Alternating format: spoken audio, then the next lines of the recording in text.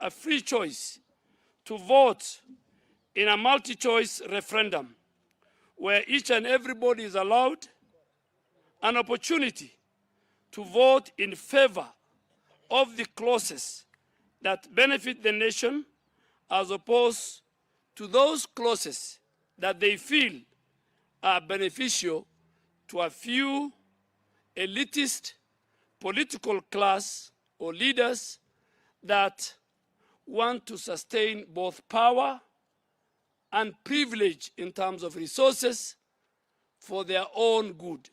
So we are saying, and we are telling the people of Kenya, that you go to the polls in the event we go to a referendum, and you make a choice based on your own decisions as a nation. So we're telling our competitors and those who are pushing the BBI agenda that if it is in the interest of the people of Kenya, in your opinion, why do you want to use intimidation? Why do you want to blackmail people? Why do you want to use force? Why do you want to detain people? Why do you want to bribe the MCS? Why do you want to use state organs? And I really want to finally urge the third arm of government, the judiciary. We are watching you as legislators, as the people of Kenya. You are the defender of the citizens when they become victims of the executive or the legislature. Thank you very much.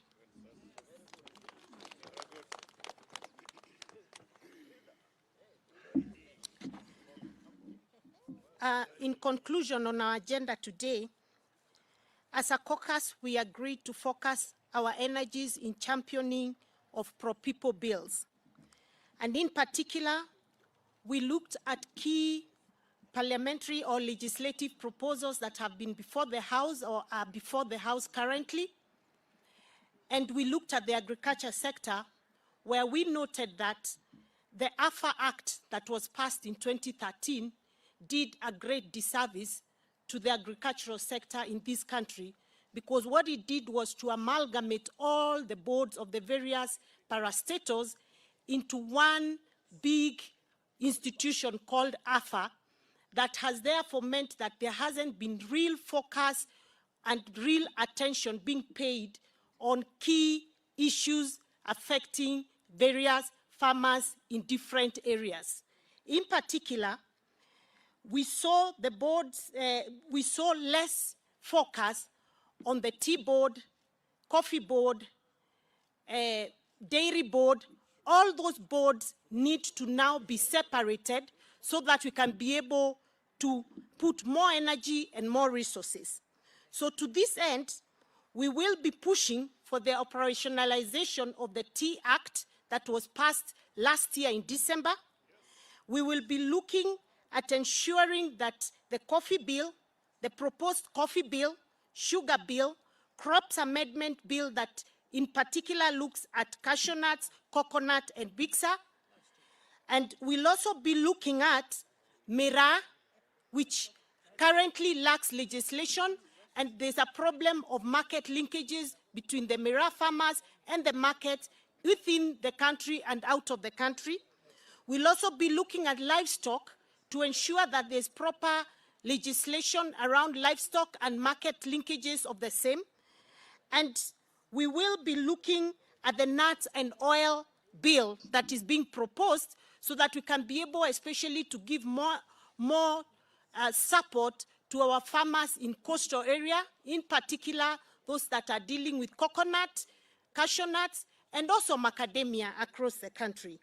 So those are some of the things that we'll be looking at going forward. And we have also discussed the whole issue of unemployment. And you know that as members of parliament, we believe that it is time to start thinking about using a bottom-up approach in the policies that we make as a nation. And we know that many people are challenging what is this whole narrative that we have for the hustler nation. And they're saying it is time to place the issues that affect the people at the bottom pyramid of our country on the table and make sure we come up with policies and come up with legislation that will help improve this lot of people who are the majority in the country. That is what it means for us to push the narrative of the hustler. And so you're going to be seeing a lot of pro-hustler proposals and legislation coming before the House. We'll be looking at how we can create more employment for the people that are at the bottom pyramid. We'll be looking at how we can improve the skills of those people and ensure that they can earn a decent living going forward. So that will be the most important agenda for us. And you'll expect that we'll use our numerical strength to make this happen, because we have the numbers, as you can see, and we are asking the rest of the members of parliament to support us in this critical agenda.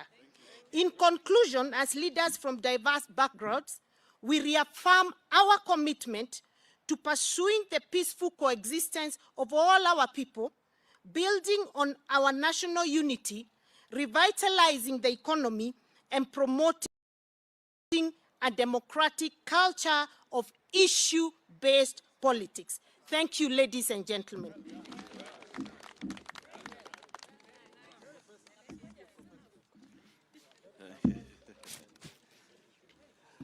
Asanteni sana.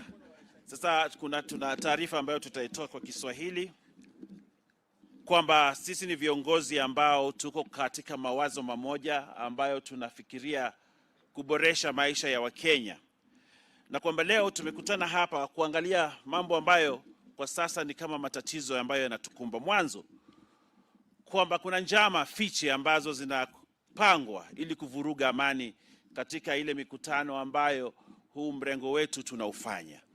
Ukiangalia kule Kilifi na Mombasa, wakati tulipokuwa na mikutano iliyopita wiki hii, kwamba hakukuwa na walinzi wa usalama wa kutosha wakati ule naibu wa rais akifanya mikutano.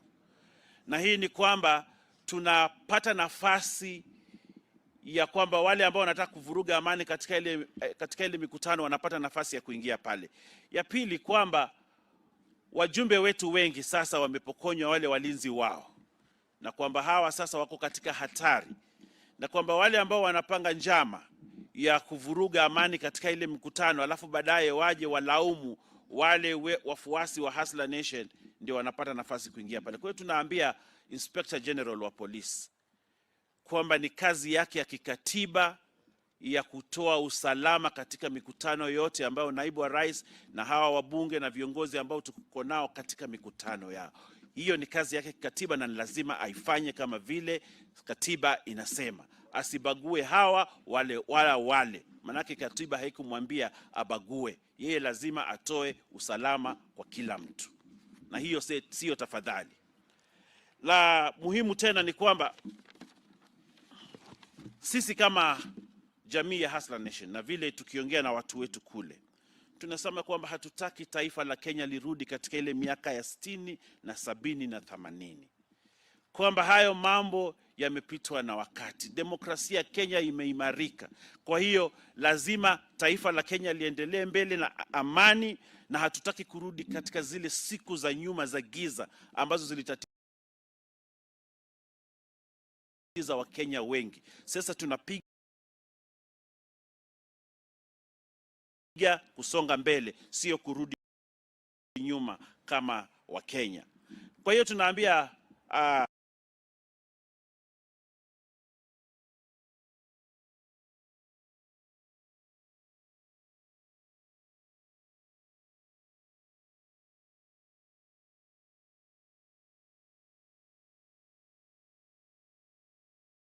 zao na tuone majina yao ili tujue hawa ni kina nani. Pia tunataka kuongezea kwamba kama taifa la Kenya na sisi kama viongozi, umaarufu wa Kenya ni bora zaidi kuliko umaarufu wa mtu mmoja, na kwamba sisi kama taifa lazima tukae kama jamii moja. Na pia tunaambia jamii ya kimataifa kwamba waangalie kwamba hii Kenya isirudi nyuma, na kwamba tusiwe na fujo kama zile tulizoziona zamani. Kwa hiyo tunaambia marafiki zetu wa kitaifa wale wa kutoka kule Marekani, Umoja wa Kitaifa, African Union, kwamba waweke darubini zao katika hili taifa letu ili Kenya izidi kuwa na amani. Na hao ni marafiki, akufaye kwa dhiki ndiye rafiki. Nataka kuongea kuhusu utovu ama uvunjaji wa sheria hapa Kenya. Na ni sikitiko kwamba serikali inaweza kujitumia ama kutumia maafisa wake ama vyombo vya usalama kuvunja sheria. Tumeona kwamba sasa watu wanawekwa vizuizini bila kupewa nafasi ya kujitetea katika taifa hili letu la Kenya. Na tunauliza mahakama kwamba isikubali kutumika mahakama kuvunja sheria, ama vyombo vya usalama vya kitaifa kama vile polisi wasikubali kutumiwa kuvunja sheria. Na pia tunaambia mahakama wasitumiwe kama vyombo vya kuharibu mambo ya siasa hapa Kenya. Tumeona watu wetu wengi wakipelekwa mahakamani sio kwa sababu wamevunja sheria, lakini kwa sababu wanataka kusukumwa huku na pale. Kwa hiyo tunaambia kwamba mahakama ikatae kutumiwa katika mambo ya kisiasa na isimame kulinda haki za binadamu na haki za Wakenya wote. Kwa hiyo tunawaomba sana mahakama wasimame na sheria na wasimame na ule mkataba ambao tuliwekeana Wakenya katika ile sheria kuu ya Kenya. Jambo ambalo ni muhimu tena ni kwamba tumeona formations za kikabila, kwamba sasa hii Kenya inagawanywa kwa mikabila, kabila hili, kabila hili, kabila ile. Na hiyo sisi tunaona kwamba inaashiria mambo mabaya tukiingia katika uchaguzi wa 2022. Kwamba ukabila isiwe ndio ngao ya kutafuta uongozi hapa katika hili taifa la Kenya. Na wale ambao wanatafuta ukabila kama nguzo yao ya kutafuta uongozi, tunawaombea washindwe katika jina la Yesu. Kwamba hili taifa la Kenya sasa sisi tunataka kumaliza mambo ya ukabila, tunataka kuangalia Mkenya kama Mkenya. Wakenya wale maskini ambao hawana nafasi wapewe nafasi ya kupanda juu, waendelee na maisha bora zaidi. Tumeona hapa Kenya watu walikuwa maskini wamepanda polepole mpaka wamefika pale, sasa wanaheshimika na wametoka katika uchochole. Lakini tukitumia mambo ya ukabila, tunatafuta nafasi kubwa za uongozi kwa watu kidogo na kuacha wale maelfu wa Kenya wakiwa pale chini. Kwa hiyo tunataka kusema kwamba sisi tunaona kwamba watu wote ni wa Kenya na sio watu wa kabila hili na wa kabila hili. Sisi tunataka kutoa watu katika umaskini na katika ule uchochole wapande pale juu, na hiyo ndio philosophy ya Hustler Nation. Na sisi tunasema kwamba Hustler Nation ni kwamba watu wawezeshwe, wale ambao wako chini wawezeshwe, wapande pale juu. Sio wale ambao wanatafuta mamlaka kwa kupitia wale wa chini, alafu baadaye waje wawaache pale chini. Sisi tunasema kwamba ni wakati wa kila Mkenya kupata nafasi ya kuboresha maisha yake. Na hiyo ndio philosophy na hilo ndio maneno ambayo sisi tunataka kuambia Wakenya. Kwamba kila Mkenya ambaye yuko katika hili taifa ako na nafasi ya kupanda kutoka pale yuko apande juu na aendelee na maisha. Sio kutengeza mamlaka na kupatia mamlaka watu kidogo ukifikiria kwamba umebadilisha taifa. Kwa hiyo nikimalizia nataka kusema kwamba mambo ya BBI na referendum, priority ya Wakenya sasa ni kuboresha maisha yao, sio mambo ya BBI. Na kwamba Wakenya wako na mambo mengi muhimu zaidi ya kuangalia: kukuza uchumi wao, kuhakikisha kwamba taifa linaenda vizuri, kuhakikisha kwamba mambo ya COVID tunapigana nayo na kupigana na umaskini, sio kuhusu mambo ya BBI. Lakini hata kama watalazimisha kwamba watu waangalie mambo ya BBI, tunasema kwamba Wakenya wapewe nafasi ya kujisomea wenyewe hii BBI, wajue ni nini ambacho watapigia kura katika ile BBI. Na pia kusema kwamba tunataka haya maoni ya BBI yaorodheshwe na kila Mkenya apewe nafasi ya kuchagua lile analotaka, apige tiki ile ambayo anataka, ile ambayo hataki apige wrong, ili kila Mkenya awe na nafasi.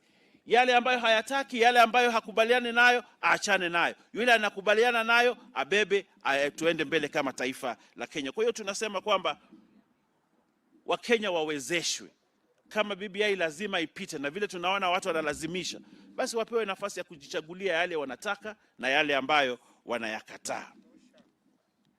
Nikimalizia, nataka kusema kwamba kama viongozi ambao tumetoka katika fikra moja na fikra ambazo zinafikiria kupeleka Wakenya mbele, sisi tunataka amani katika hili taifa la Kenya. Taifa la Kenya kunawiri na taifa la Kenya kujengeka, lazima kuwe na amani na kila mtu apatiwe nafasi ya kuenjoy demokrasia ya ambayo iko katika hili taifa la Kenya. Nataka nimalizie hapo, niseme asante. Wale ambao wana maswali, nafikiria kuna watu watajibu.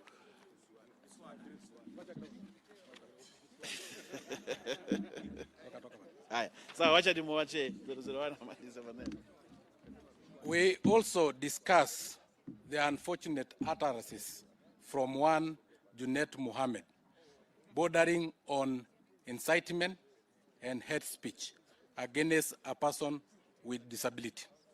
And these have been a trend, and we know and we have witnessed in our neighboring countries.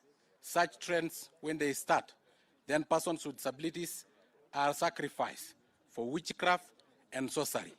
And it cannot be a coincidence that we have lost one Christopher Nderito just last week through a road accident by a GK car, and yet the police spokesperson denied knowledge of that GK car.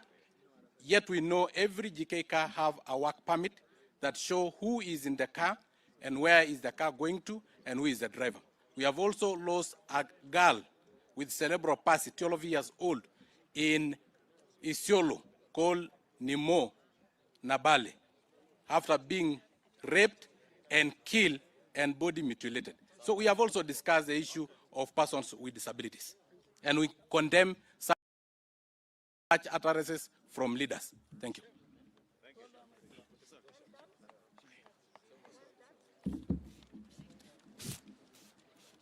Nataka kumalizia kuhusu miswada ambayo inakuja katika bunge. Okay. You ready? What? Oh, tunataka kumalizia kuhusu miswada ambayo inakuja katika bunge la kitaifa. Oh, they are saying they don't have sound. What happened? Oh, okay. Sort.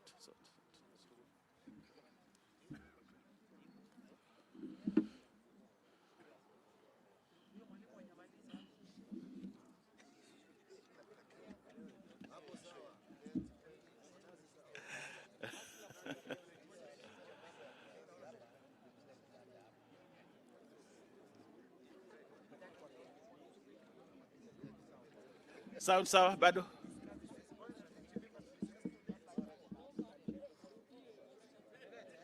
Nani huyo? Gani? Huyo.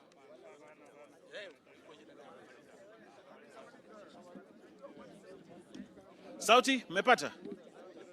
Bado?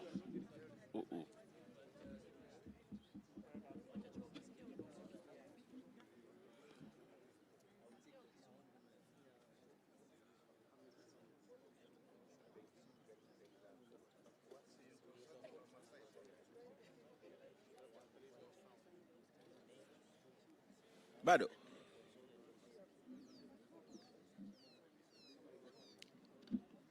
Mic check. Bado sound. Wow.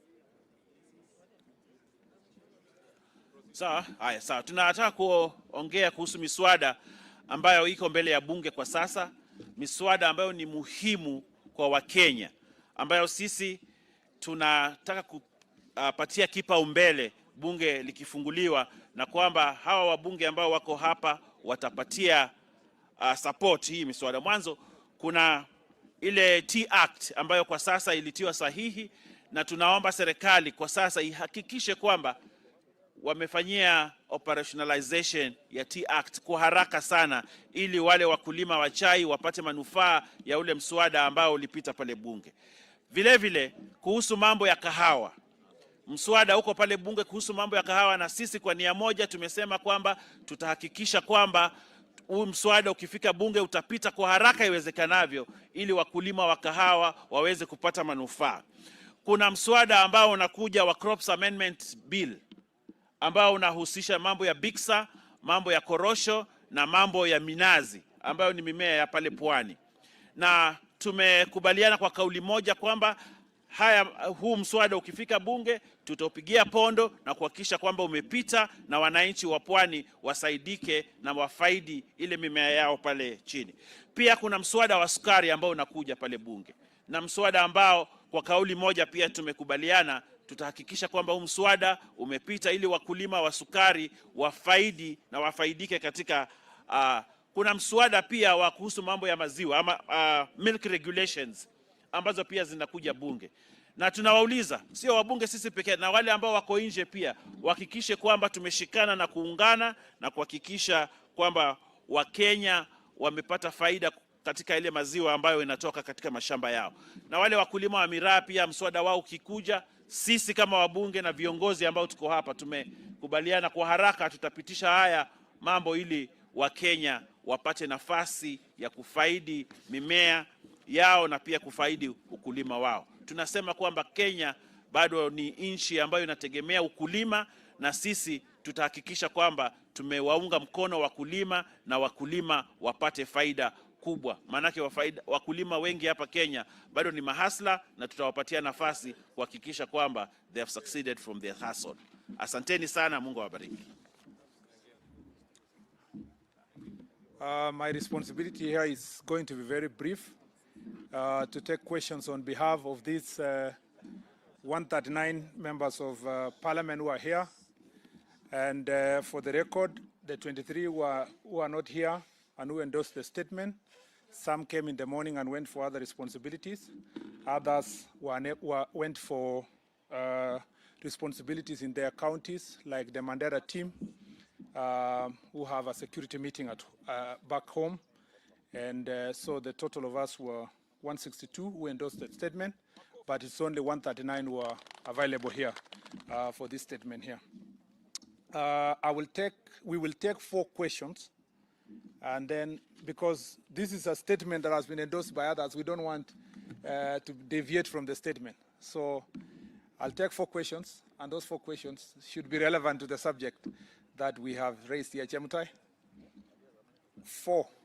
Another person, so that I count NTV, KTN, and Ebro. On behalf. Kama sijapik mtu mwingine mpatie maswali yenu yeye hawa waulize. Proceed. There can hear. Volume.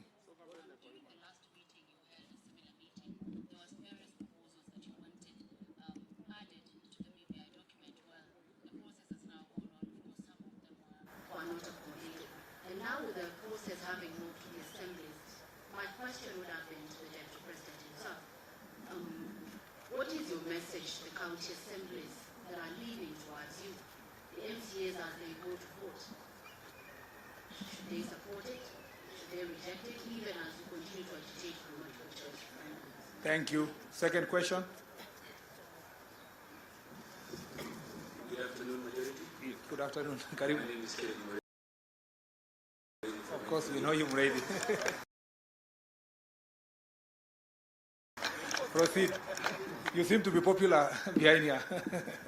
Now, on the question on the allegations that have been raised with regards to the attempts on all of you, and most likely, and also the Deputy President, probably if you're sharing the list as you've shared with authorities, those who want to share that with us, because some of them are very grave and they will need some substantiation. Thank you. On the security issues. Okay. Eliphas? My name is Jeff Kirui, sorry.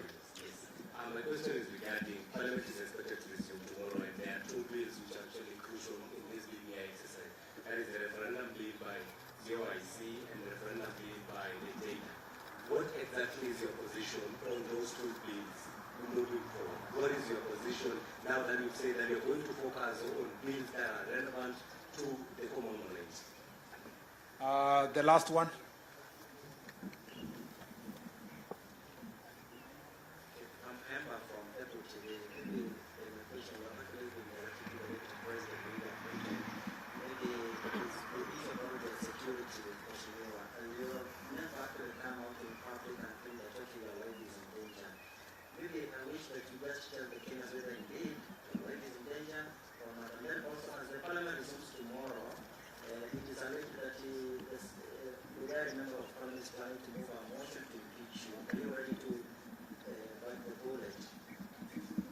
Okay, thank you. I will group these questions into three. There is the question of BBI, which Honorable Duale will respond. There is the question of security, generally for security, the two questions on security from Mureithi and Kayemba, and will be answered by Senator Susan. I'll leave Duale to be the last one. Wait, hold on, Senator, Leader Majority. Yeah, you will be the last one. And then the question of impeachment will be answered by Linturi, and I'll start with that one. Linturi, please.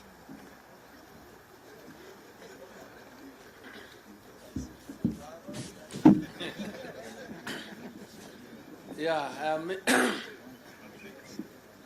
let me say I'm really surprised to hear that there is that intention to impeach the Deputy President. I'm saying I'm really surprised to hear that there is somebody who wants to bring an impeachment motion against the President. And if what I've been reading is something to go by, is a motion that is being brought by even a member from a party that I think is ANC, if I'm not wrong, if my memory serves me right. But I think the most important thing is, we want to say is let's not be so much speculative. That matter did not come as an agenda for discussion. I think the best thing to do, how to approach the matter is we'll have to wait. If there is anybody who wants to bring it, let him bring it on. And I think when it finds its way on the floor of the House, then the members of Parliament will deal with it as at that time. So for now, I don't think it's anything that really worries us as a caucus or as a team. Thank you. On the question of security, I will request Honorable Alice Waume to respond.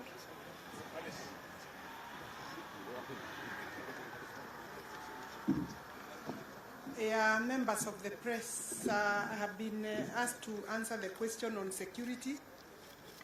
You know, we have said in the statement that the members' security, many members of Parliament have had their security withdrawn.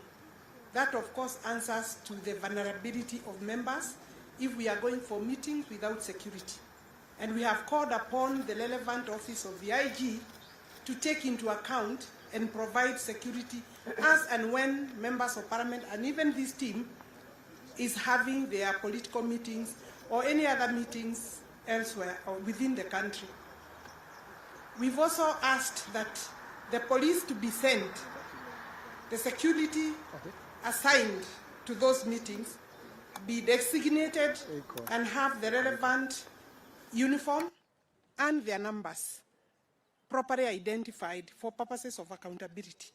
The last one is the names. You are asking for the names of the people who may have been assigned some of the duties. Obviously, we have, you know that if we were to give you the names, then we would be preempting the investigations, and the relevant officers have been given the necessary full details and information of those people, and we have also called for the disbandment of the unit. I think that has been answered, including the security of His Excellency the Deputy President. once the security is not sufficient, I think you obviously can tell that then the issue is not tidy. Thank you very much.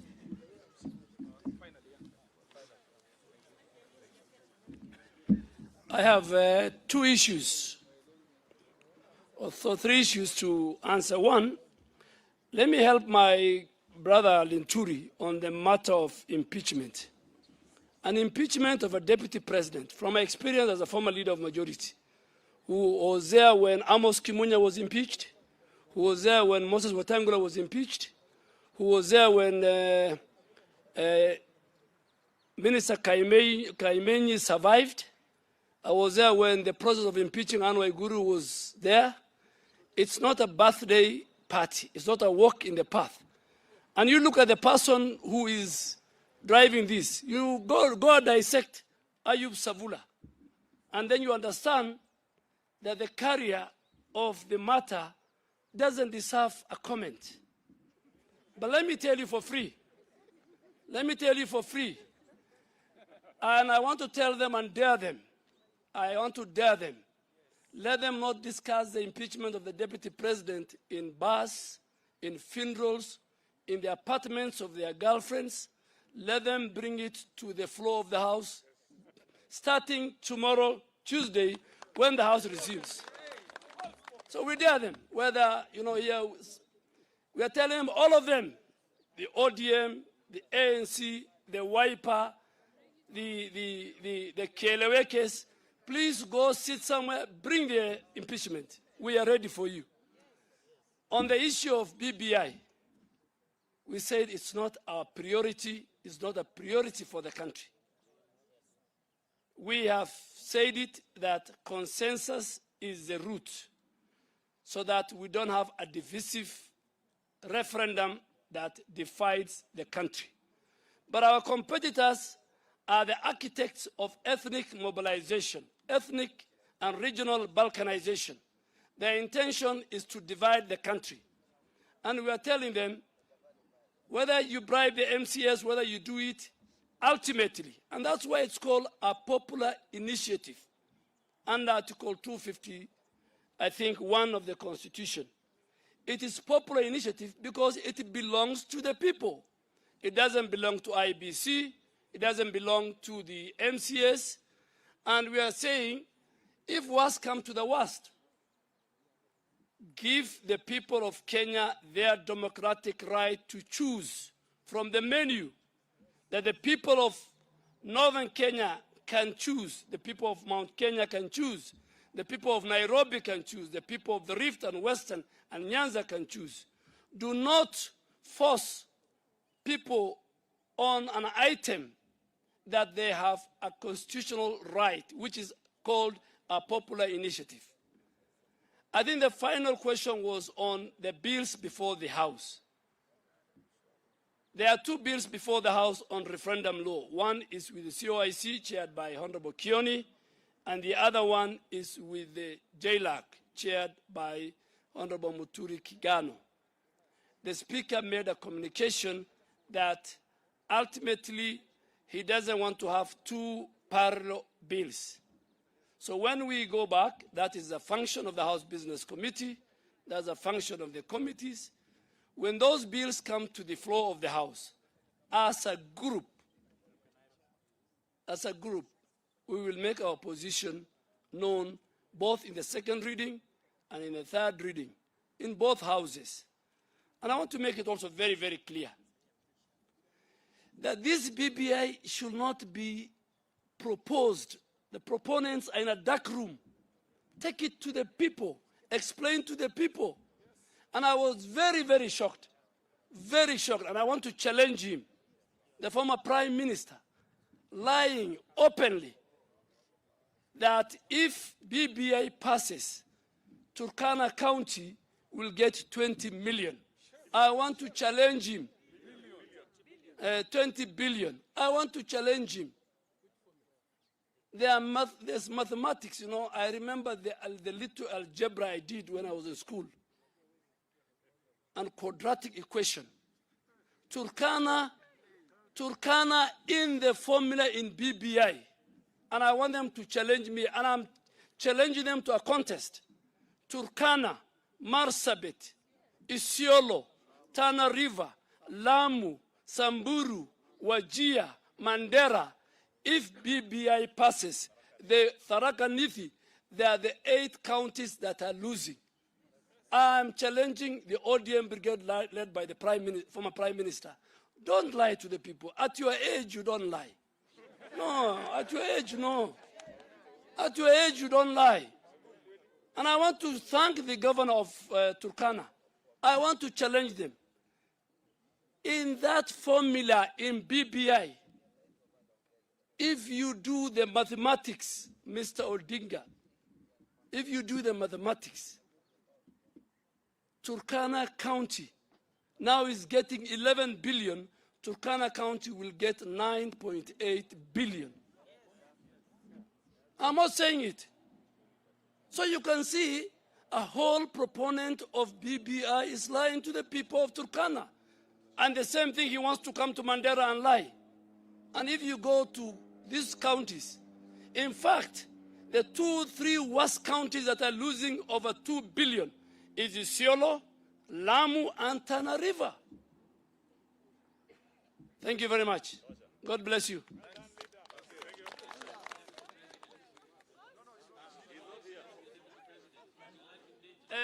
The Deputy President, his spokespeople have spoken. His life is not his danger, he is well and good. Tumemaliza.